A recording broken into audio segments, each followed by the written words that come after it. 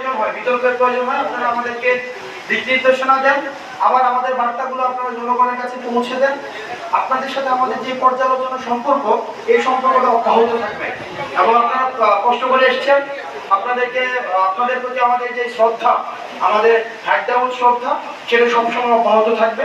তো এখন আমাদের মিটিং শুরু হবে। আমরা অনুরোধ করছি যারা এই মিটিং এর আমাদের 158 জনের মধ্যে না, যেহেতু ইন্টারনাল বডির একটা মিটিং, যারা এই মিটিং এর ইন্টারনাল বডির অন্তর্ভুক্ত না, তারা যদি আমাদের একটু স্পেস করে দিতেন তাহলে একটু সুবিধা হতো।